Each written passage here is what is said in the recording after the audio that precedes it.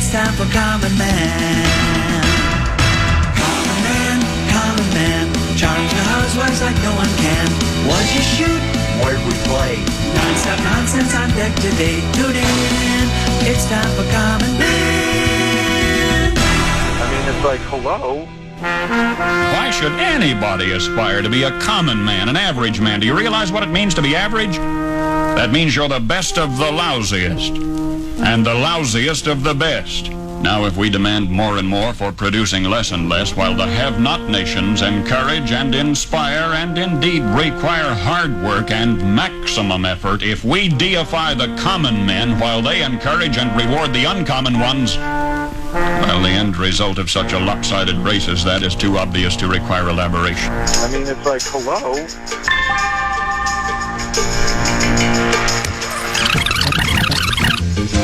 Just keep battling. And just keep battling. And keep battling. Well, you live by the dog, you die by the dog.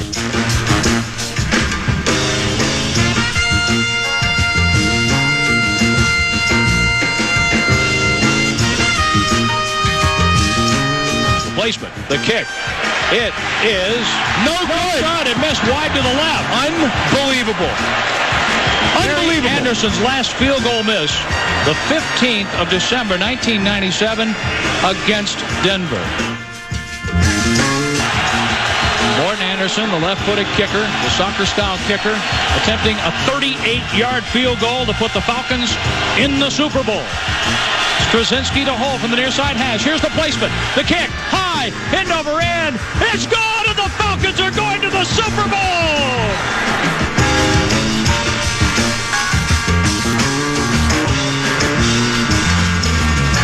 Ladies and gentlemen, we're seeing what a sophisticated offensive game plan looks like. You talk about...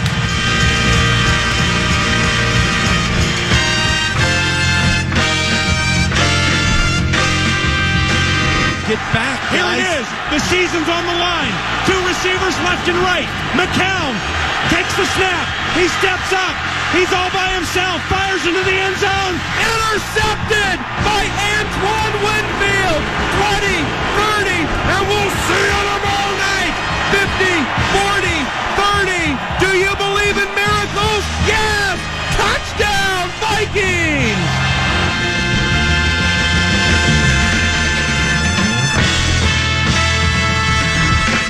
I always love that one. I always love that one. Who am I? He's the clown from Brown. What am I? He's the fourth in the north. This is the common man, Dan Cole. As a matter of fact, more on that later, but I just want to set the record straight. I was not responsible for those 1998 NFC Championship game highlights. That was all on Teneby, though I will say I approve of it. I'm one of those people. Teneby, it was Confucius who once said, a man who lives in a glass house should probably think about changing his clothes in the basement.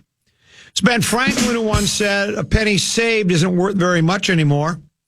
It was Fred Flintstone that said, ack-a-dack, dack-dack-a-ack. It was Paul Allen who once said, you know, when the Egyptians built the pyramids in the 1800s, I also like the old saying that, and I wished I knew the exact saying, but I'll just paraphrase it. Those who forget history are doomed to repeat it. So if you forget about that 1998 NFC Championship game, you're doomed to repeat that, and we don't want to see that. I think the reason you played those highlights, Teneby, is you think this is a revenge game for the Vikings for that 98 Championship game loss. Definitely. That if we were to beat Atlanta, what week are we in? 14. Week 14, U.S. Bank Stadium, noon game, that you would say, we've got our revenge. That you would say, yeah, it's equal. NFC Championship game, week 13. Or is it 14, you just say? Week 14? Week 14. I can't argue with that. I would think it would be sweet revenge. Though I also got to think there's not one guy in that 98 team that is, not only is there not a guy in the 98 team still playing on the roster, there's probably not anybody in the organization left anymore. Except for, did the Wolves own it in 98? Or was it still under the No, red that McCombs? was that was red. That was red. I was thinking Pete Bercich is a member of the Vikings radio network. Is he still kind of connected with the team? Was he in the 98? Yeah. Well, yeah, then hell yeah. Think about it. Is Pete Bercich the only surviving member Of the 1998 Vikings? of the 98 Vikings? PA wasn't doing the call then, was he? I don't think he was. No, he wasn't doing the call yet. Was that still Hacksaw Hamilton? Who was doing the call back then before PA? Well, I think it was Hacksaw Reynolds. Either Hacksaw Reynolds or Hacksaw Hamilton. That's where the stepping on our touchdown call came from. He took Joe Sensor aside. Do you remember we used to do a show called Vikings Uncensored at Joe Oh, my gosh. Now I know why we had the promo that said Vikings Uncensored at Joe Censors. Get it? Because I didn't get it for the longest time. Vikings Uncensored at Joe Censors. Now it all makes sense to me. I'm slow. Tend to be on the uptick and the down low. So looking at the roster, and I'm not going to act like I know all the Vikings Okay. scouts and stuff, but All right. I think Pete Bercich is the only one from that team that is still associated with them. And at that time, he was not the interior decorator for the team. That came later. He was still playing linebacker. The only one still associated with the club that was a part. Maybe we should have him on. Kind of reflect. Would love to have him on. Maybe you should see if you can get him sometime today. I could really use it too. No Rosen. Deuce doesn't offer much. We just laugh at him. Did he have another bad week? And He actually had a positive week, a rare positive week. Good for Deuce. I have a question. We used to do those, and I'm not really suggesting we do some official poll, on the on KFAN.com or on our Tick Book or Faceback or whatever it's called, TikTok. But there's a big game in the NFC North tonight. The fan has learned. It's the soon-to-be big game, the Motor City Kitties, soon-to-be big game world champion Motor City Kitties, at the Litter Box in Pontiac, hosting the hated Green Bay Packers. It's a Central Division collision of epic proportions. There's a lot at stake tonight. The Lions are currently, in most power rankings, they are listed as the best team in pro football. They are 11-1. They've won 10 games in a row. They've only had 3 games in which they haven't won by double digits. They've been steamrolling people. By the way, if you're looking for them, you know what to look for. Just open your door and they'll be on your front porch. But they're 11-1. Vikings continue tend to be, what do we like to say? I think when you're dogging another team and you're trailing them, what's our favorite phrase that we like to use? Hit the soundbite. Objects in the mirror. Objects in your mirror may be closer than they appear. Vikings at 10-2, just 1 game back. Green Bay at 9-3, 2 games back. The Packers, I think, have won 7 in a row. The Vikings have won 4 in a row after that little mini losing skid where they lost 2 in a row. So certainly 3 of the top 4 teams, I would say, in the NFC, along with the Philadelphia Eagles. While it would be beneficial for Green Bay to beat Detroit when it comes down to supremacy in the NFC North to see which team is going to be kings of the North, as a Viking fan, would you still rather see Detroit beat Green Bay tonight?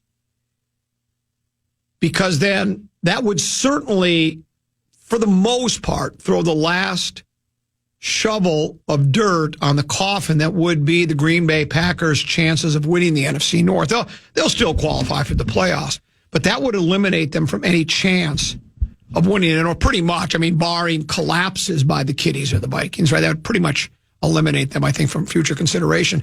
But then that would, let's say the Vikings, the Vikings would be a game and a half out of first place then. And even if they were to beat Atlanta, they would still be closer than they appear in that rear view mirror of the Kitties, or that side view mirror, but they would still be a game back. So You can do so on our Bradshaw and Brian KFAN text line. That's probably the best place. I'm going to do it at 64686. You could try the talk back, too, because now I have, through the magic of science, I have an opportunity that I can, during breaks, I can preview and take a look at some of the talkbacks. I can see the verbiage. I don't listen to them, but I can see them, the text of them, and we can play a couple of those. Would you rather see Green Bay beat Detroit so the Vikings with a win over Atlanta would be tied for first in the NFC North? Or do you hate the Green Bay Packers so much? And the fear of, if the Packers do win, let's say the Vikings lose to the Packers here, and all of a sudden the next thing you know, at the end of the season, it's like the Packers win the NFC North and the Vikings and Lions are still in the playoffs, but now they don't have supremacy in the North. I talked to one of, there's back in the sales area, back in the sales bullpen, I think they call it. There's some youngsters back there who are big Viking fans, and I always like to gauge the temperature of the fandom through those guys. And Clayton said he'd rather see Detroit win. He would rather, because I think he also thinks Detroit still got to play Buffalo, and the Vikings get Detroit again. Yeah. So it's not like it's out of their hands. And I wonder if there's other Viking fans that feel that way for the two reasons: the hatred of Green Bay so much, and also because there's that you're always, at least I get the feeling from Viking fans, including myself, the paranoia of Green Bay, right? Sure. That, oh my gosh, no, don't let them beat Detroit and then beat us and win the division, and then we got the cheeseheads mocking and ridiculing us for the rest of the season. So go ahead and text us at the Bradshaw and Brian KFAN text line. We also call it the Holla Hotline, 64686. The talkback is real simple. iHeartRadio app, search stations, find the fan. Click the microphone icon, corner of the screen, 30 seconds or less to deliver us a message. We'll talk about that. By the way, Pete Bercich will join at 12:30 today. Perfect. So we'll tap dance a little bit, then we'll put Bercich on, and we'll talk a little bit about all those days ago and just get his thoughts on the current Vikings. We haven't had Pete on in a long time, so we'll do that here on the Common Man program, right here on the fan.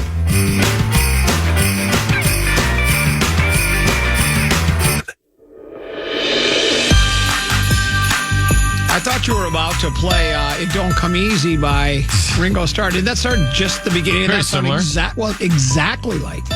Want to chime in on what's happening with your favorite KFAN program? Make your voice heard on the Bradshaw and Brian text line. Let us know what you have to say by texting your message to 64686. That's 64686. Standard message and data rates apply. Oh, boy.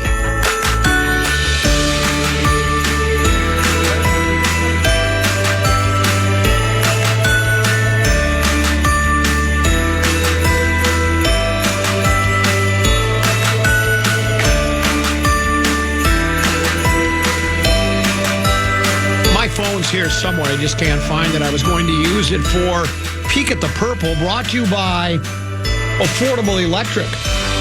Free estimates and an evaluation, free evaluation if you mention the fan. That's a $70 value. No job, too small. Affordable Electric is your old home specialist. Schedule online at affordable-electric.com. Affordable-electric.com. Affordable Electric. Shockingly affordable. I guess I don't have to have my phone for this because I don't really need to refer to the story. Teddy B. Steph Gilmore came up lame during the Vikings' last game, the victory over the Arizona Cardinals at U.S. Bank Stadium. He was replaced by, he's not a kid. I mean, he's a kid as far as age goes to where I'm in my life. But I think he's kind of a savvy veteran. Is his name Moreau? Is that the guy that filled in? And now he had a couple of pass interference. I was reading the story today because they were talking about, what do the Vikings do if Gilmore's out for a while? Because when does the injury report come out? Is that today or is that tomorrow? When do we get another usually injury one report? Comes out, like every day from Wednesday, Thursday, Friday. There's usually one every day. Okay. The head coach of the soon-to-be big game world champion Minnesota Vikings during one of his daily, it seems like he does a news conference after the game. He does one on Monday, does one on Wednesday. I think it was the Monday where they talked about Steph Gilmore. And he was non-committal on whether to be ready to play. I don't remember exactly how he said it, but I think what he was alluding to was, well, we're not certain he'll play, but we feel pretty good about where he is. That they don't think it certainly doesn't seem like they don't believe it's going to be one of those where we've got to put him on the four-game IR. He's going to be out for, because wasn't it a hammy? Was that his problem, or was it a groin? It was one of those kind of pulled muscle type of injuries, I think. And Gilmore, he was the NFC or AFC, or maybe it was the NFL Defensive Player of the Year a few years ago. Hamstring strain. And he had won the Defensive Player of the Year not too terribly long ago, a few years back. He's been a very important part of that Vikings outstanding defense. And the story today, they Fishcraft Factory West Side, whoever did the story, I don't remember who did it. Maybe it might have been Craig. Then again, it might have been Kramer. I'm not sure who did the story. But they asked about Moreau, and despite the 2 pass interference penalties, and I think he gave up another long pass, we liked what he did. And, again, I don't know if they really, to me, it sounds like if you give up a couple of pass interferences and a long play, that's not the best. But, he barely played all year. He was like, all of a sudden, hey, guess what? You're playing now. I think if the story, that's why I wish I had the story in front of me. It talked about, I think he'd only had a few snaps all year long. And so, while certainly they'd miss Gilmore, you look around the league, and I use the Lions as an example, Tennessee, they have 17 guys on IR, 13 on defense. They've lost all sorts of linebackers. The 7 linebackers they started the season with, they're down to 3 of them. And only one of them was a starter at the beginning of the season. That's why they went out and they've been going to the scrap heap and getting guys. And the reason I bring them up is their defense has still played well. I don't think as important as Gilmore is, I think B-Flow and the rest of the defensive assistants, the head coach, the guys on the team, the veterans, I think they can figure out a way to cover up for, something like, oh no, without Gilmore, we're done. We're going to be a sieve and start giving up points. But it is something to keep an eye on as the season progresses. That's why I was a little leery about Detroit tonight because of all the injuries. They've signed 2 guys this week that were former Pro Bowlers that were both, one was plucked from the Denver practice squad, I think it was, and the other guy, the Adams character, I think his name is Adams. He's a former Pro Bowler. He asked for his release from, I think, Seattle this year earlier, and then he jumped at the chance because he figured if I'm going to play, I want to play with a team that's got a chance to get to a big game. And so they're using a lot of players that weren't even with the team at the beginning of the season. And the Vikings have had some injuries as well. The Pace injury is obviously the undrafted free agent that B-Flow just loved. When remember after the draft, he went, as the story goes, he went to Kwesi and said, get this kid. And he's been brilliant, really, for the most part for the Vikings. But he's out now at least. But he's not out is he season? I think he's out for the year. Or maybe. Season? It was either the 4 or the season. I know we're not going to see him for a while, but and injuries too. I was talking to Ben Lieber. He was here earlier. He's out a minimum of 4 games. He's on IR. That's what it was. So, and I was talking to Lieber about it, and Lieber said to me, and I don't think I'm divulging anything he wouldn't want public. He said he's like me. He'd rather see teams more at full strength, all of them, because you want to see your best against your best, right? If you're a your Vikings are playing Atlanta, I don't think maybe if Cousins was hurt, it would be better for Atlanta. But you get my point, right? I don't want to play a team. I mean, if they do have players that are injured, well, that's the way it goes, right? I mean, you can't control that. But I don't hope for I sure hope some of their key players are gone. I want our best to play against their best, and it ain't going to be the case tonight at Pontiac. And again, the Green Bay injury report, I don't have it in front of me. They might have several players that were starters that are out for the year as well. Or at least out for the 4 games and won't play tonight. I'm not sure how that goes. But I think the Vikes will be okay. But the Gilmore thing is certainly worth watching because everything we've heard is he's been instrumental in the success of this Vikings defense this year. Your Peek at the Purple brought to you by Affordable Electric. Schedule online at affordable-electric.com. Remember, Affordable Electric. Shockingly affordable. That sounds a lot like the negatometer, doesn't it? Does it feel like it? It does feel pretty much the same. I'm starting to get responses, Tennessee, from our unofficial poll about how do Viking fans feel about tonight's game. Who would they like to see win? Obviously, for for the moment, for right now where we stand, it would be advantageous for the Vikings if you're wanting to win the North for Green Bay to win tonight. But that keeps Green Bay only a game back. And then what if when we host Green Bay in a week or two, whenever that is, whatever, is the last game, second to last game of the season? Second to last, yeah, December 29th. What if they lose to Green Bay and all of a sudden Green Bay jumps ahead of us and all of a sudden they win the division and the Vikings and the Vikings and the Lions are looking up. But let me take a look at some of these. Tend to be. Oh,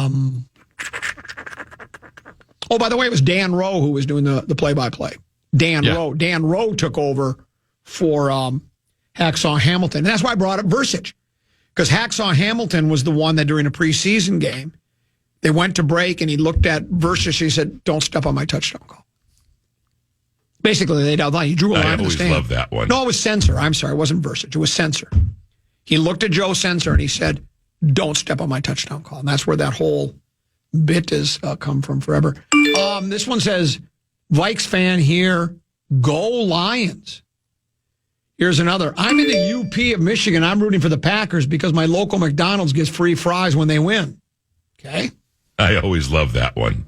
This might be the first time in my life, but yes, I want the Packers to win. With Thursday's Detroit-Green Bay game, wouldn't the Lions losing to the Packers also give us an advantage in the tiebreaker scenario? You could potentially lose to Atlanta or Seattle, beat the Packers, Bears, and Lions. Then we would tie the Lions record with tie with the Lions with a better division record. Lions win. We hate Green Bay. We need the Kitties to lose tonight, plain and simple. I'd rather see Packers win to stay closer to the Lions and maybe a 1 or 2 seed.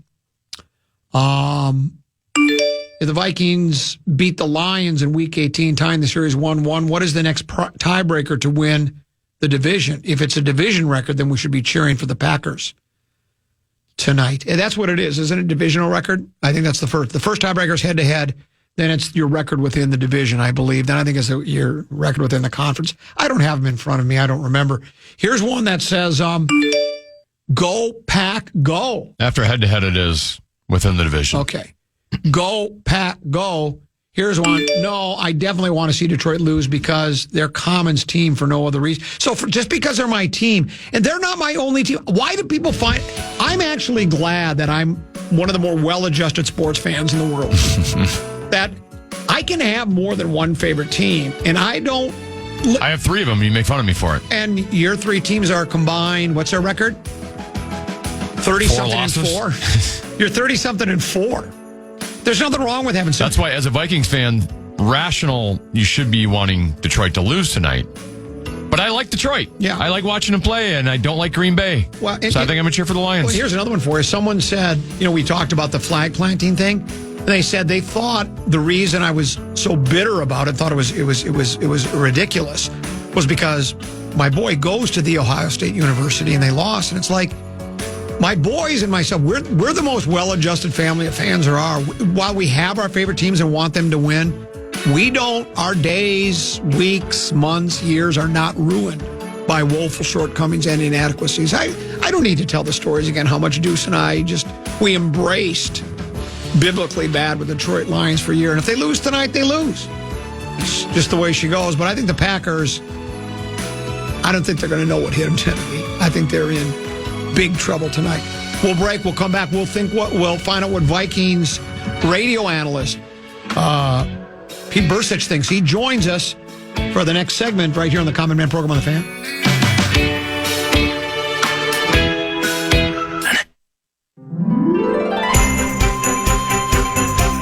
Find our street team outside of U.S. Bank Stadium this Sunday before the Vikings take on Kirk Cousins and the Falcons, and ask us how you can enter to win great prizes from our friends at Shields, including Vikings versus Packers tickets, $100 gift card to Shields. Get the full details now at KFAN.com. Keyword calendar. Couple 13-14 past here on the Common Man program. We're doing an unofficial poll through our Bradshaw and Bryant KFAN text line. Who would you rather see win tonight, Green Bay or Detroit? We've already explained the consequences of each. It would obviously be more beneficial for the Vikings if the Lions were to lose, because then the Vikings with a win over Atlanta would be tied for the division lead. And I just love the one thing that that annoys me, or maybe it doesn't annoy me, but where I roll my eyes, shrug my shoulders, and shake my head is when there are people that want to speak for everybody. This one says, we all want Green Bay to win. Makes more sense and helps us as Viking fans to win the division. It's a no-brainer. No. 3 out of every 4 have said they'd rather see Detroit win because they hate Green Bay. So it's not all of us Viking fans. You don't speak for everybody. You can't. And listen to this one. Hoping for the Kitties to win tonight. Much rather play at Ford Field than Lambeau in the playoffs. Also, the hatred for the Packers and the roar has been restored. That sums it up. You can still catch Detroit even with a Lions victory tonight. You got the game to end the season at the litter box in your back pocket. Plus, the Kitties also have to play Buffalo yet. So there's still a scenario where the Vikings could end up winning the division without Detroit losing tonight. We go now to our Connecticut Water Systems hotline, which is located in the cozy confines of our climate-controlled 651 Carpets Plus studios. And we welcome for the first time in quite some time Vikings interior decorator as well as the Vikings Radio Network analyst, Pete Bercich. Pete, how are you? Thanks for joining us on short notice.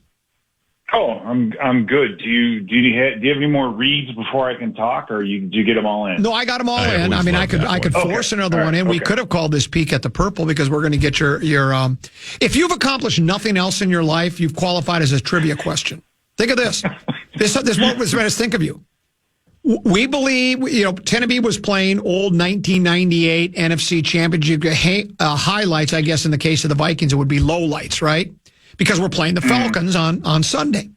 And we talked about whether it would be a revenge game, blah, blah, blah. We thought, how much? And then I said, well, certainly there isn't a player on the roster who was with that 98 team. I said, I wonder if there's even anybody that played on the 98 team that is still in some way, shape, or form aligned with the organization. We think you're the only one. You played in the 98 championship game, and because you're on the Viking Radio Network, you might be the only link to that 98 team. Unless you know of another one, I think you're the only one. Yeah, probably.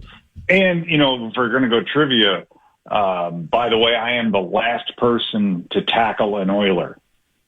No, are you really? I did not know that. Go ahead and tell us, oh frantic one. Well, it was the Tennessee. They were the Tennessee Oilers at the time. Okay. We were playing at Vanderbilt, and I was in on the last play of the game. There was a check down to the tight end, and ran up, tackled him. They came up and they grabbed his helmet. I think they put it in the Hall of Fame, not like because the guy deserved to be, or just because he was the last Oiler to catch a football, and I was the last one to tackle him. So, that's my claim to fame. So that's why when I'm talking about going back to the Oilers, I'm always like, no, we don't want to do that. We don't. Did the helmet still have the oil derrick on the side of the helmet? Yeah, the Tennessee Oilers. Oh, cool. Yeah. Let me ask you another question. Did you ask the guy for his jersey? I'm sorry, did I ask him for his jersey? Yeah, you should have done a jersey swap so you could have had that jersey. We didn't do that back then because you only got like one jersey all year. So it wasn't like you got a new one every week. So we couldn't have. It was a different league back then. It was a different league back then. As a matter of fact, I think that was the first year they actually had face masks on the helmets. Now, let me ask you another question. You tell me if the Vikings prevail against the Falcons by the way, do you say Falcons or Falcons? Falcons. See, Tennessee and I are Falcons guys. That's where you and I would part ways. But if the Vikings were to win, and I do believe they will win, I think Kirk Cousins, he's been average at best this year. I don't think he's completely healed from his injury from last year. He's immobile. The Vikings blitz as much as anybody in the league. I think they're going to run roughshod over the Falcons, but I'll get your thoughts on that later. But if the Vikings were to win, do you feel that we're even now with the Falcons, that exacts revenge for that 98 championship game loss? No. No? No, not even close. Yeah. I mean, it's just, I mean, you got a long way to go. If we for some reason head down there and win a playoff game down there, maybe. Yeah. But, there aren't many of us around other than me. So if I don't say anything about it, maybe no one will even notice. Yeah. Or remember. You know what I'm saying? There was a PGA golfer from the 70s named Doug Sanders, okay? And Doug was a talented player. He won 20 times on the PGA Tour. He never won a major. The closest he came was he had a chance to win the Open Championship. I think it might have been 1970, 71, whatever. And he missed like a 3-foot putt on the 72nd hole and lost, right? And in an interview years after that, somebody asked Doug, they said, do you think about that missed putt very often? He goes, nah, not really, just about every 5 minutes. And I'm wondering, do you ever think back to that 98 championship game and that missed field goal, or is it been so long, or you do still think about it occasionally? Yeah, of course. I mean, you always every 5 minutes. Every 5 minutes. Well, no, okay. I don't know about every 5 minutes, but I mean, every time you talk playoffs, or at least you're either in or watching an NFC championship game. You know what I mean? Yeah. So I mean, you think about it. You think about it quite a bit, and I think everyone that was there. I mean, the main thing is just that as you're going through it, you're aware of what the magnitude of that opportunity. Because a lot of guys in the NFL, if the team meets with a lot of success early, they just understand or think that that's what happens. I mean, right. I think every year, Denny, I think would I think Tice did it once too, but somewhere in the beginning of the season, ask for a show of hands of guys who have never been in a playoff game. And you'd be surprised at the number of guys that play, 5, 7, 10 years in a league and were never involved in a playoff game. Right. So it's you can't take it for granted. And there's so much you have.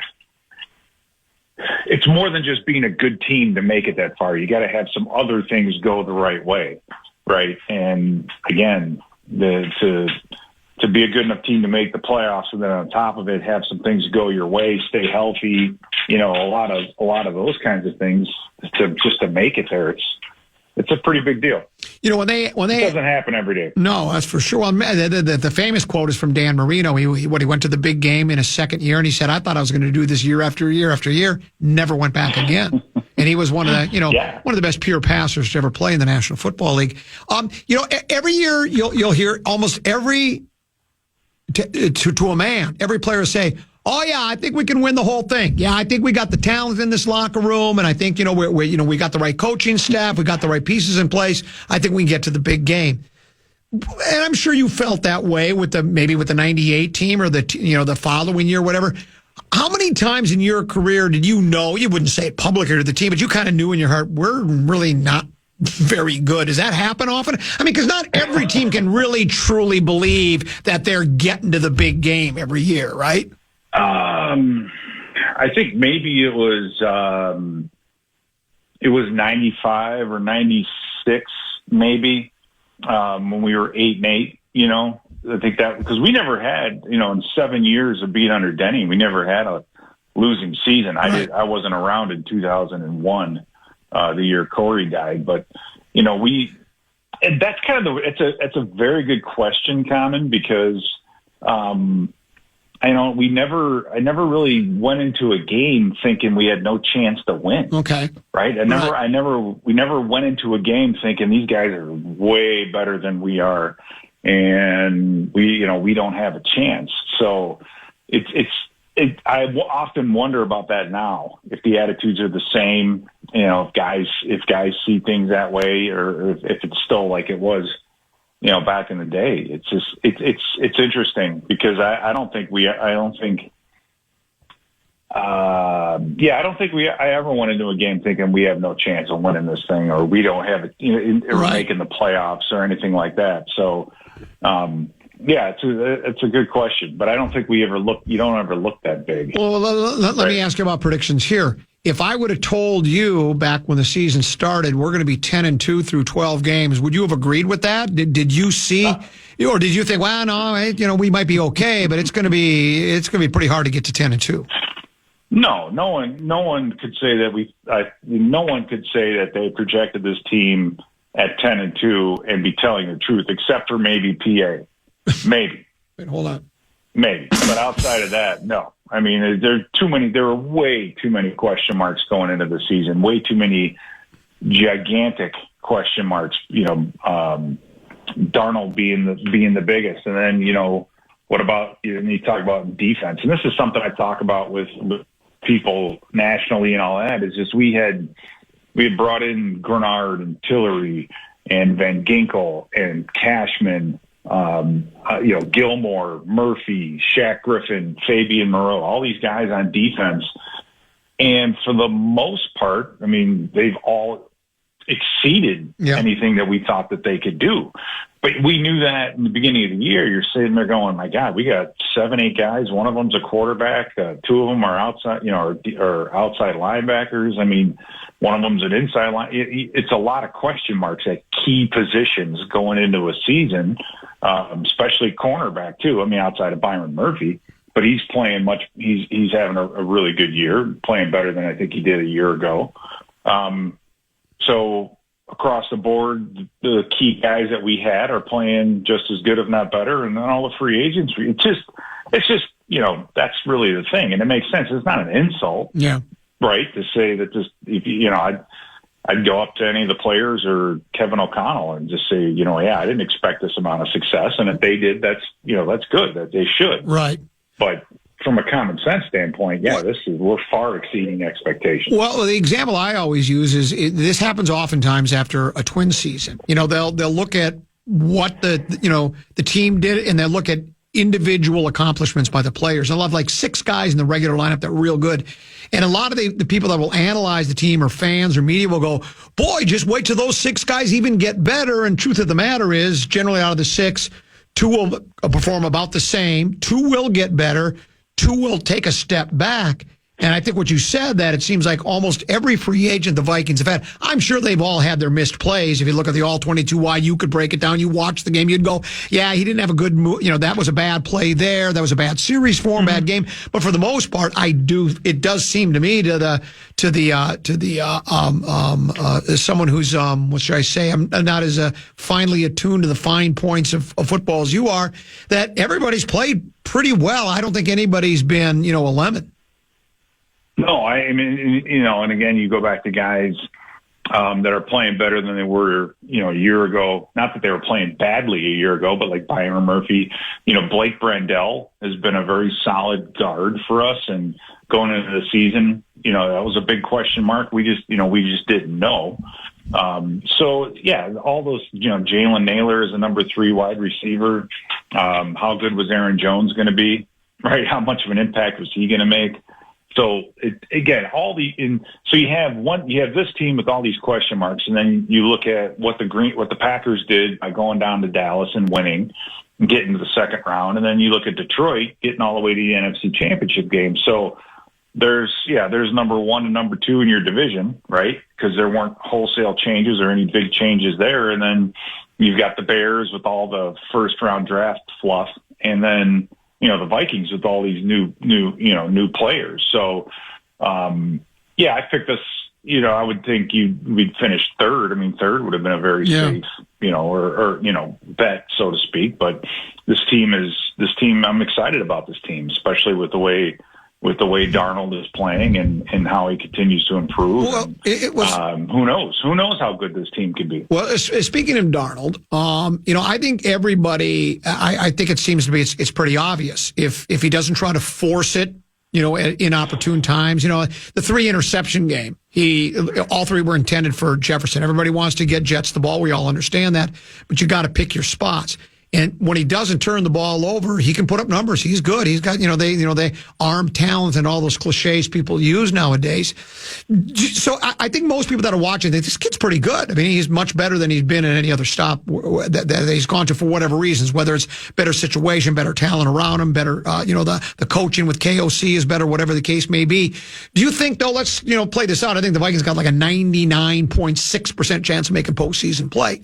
How much as a player, because you've played in postseason, how much of a difference is there, to you psychologically when you okay, that was great. You had a great regular season. Well, now it's one and done, man. And does that make a lot of difference from players? Can some players handle that better than others? What's your take on that? Well, it used to be the dash for cash, right? I mean, for some guys, the playoff check was a pay increase. For other guys, they get actually to get in the playoffs and play, they take a pay cut, right? Because some guys are making $1 million a week or $500,000 a week or, whatever, on average. So, I think getting in the playoffs, I think it's about guys who want to leave a legacy. It's, I think having veterans help, especially at the quarterback position, because number one, those guys understand what these games, and there's nothing more exciting. I mean, you talk Monday night football used to be, I don't know if Sunday night's taken over, but those Monday night games were, close to a playoff atmosphere. There is nothing like a playoff atmosphere in football. And these guys, they'll all feel it. Once you make the playoffs, the league is cut in half and not everybody plays. So it's, not everybody plays the first week. So there's just more media attention, more scrutiny, more excitement. And some guys can thrive and handle that, and other guys maybe get distracted by it. But again, I think that goes back to the youth of the team saying, we'll do this every year. This is what we do.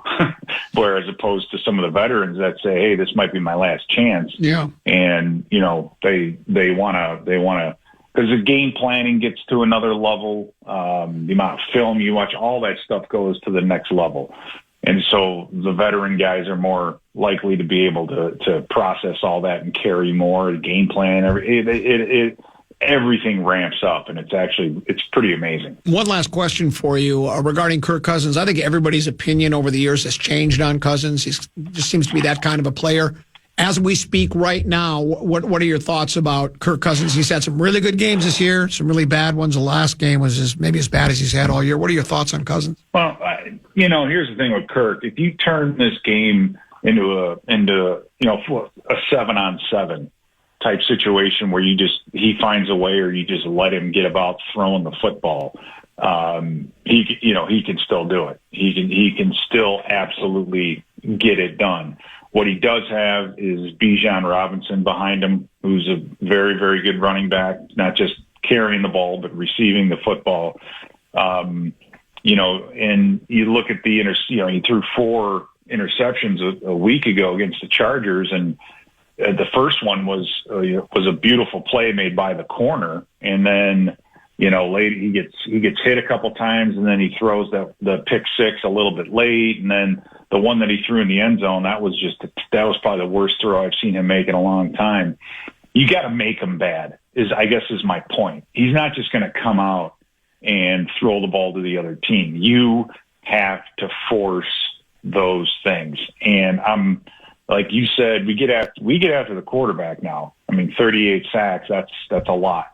And we know where Cousins is going to be because he doesn't scramble. He doesn't leave the pocket. We've faced some very mobile quarterbacks the last 2 weeks, right? Two of the more mobile quarterbacks in the league with Caleb Williams, and Kyler Murray. Well, now you're facing a guy that you know where he is going to be.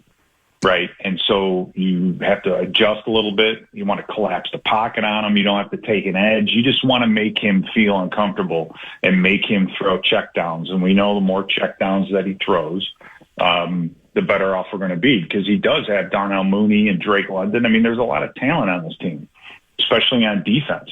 It's weird. This is a weird Atlanta team. You watch the Denver game that they played the week before their bye. They looked awful. Right, they got beat, and they got beat pretty handily. But then you watch the film against the Chargers, and it's a whole different team.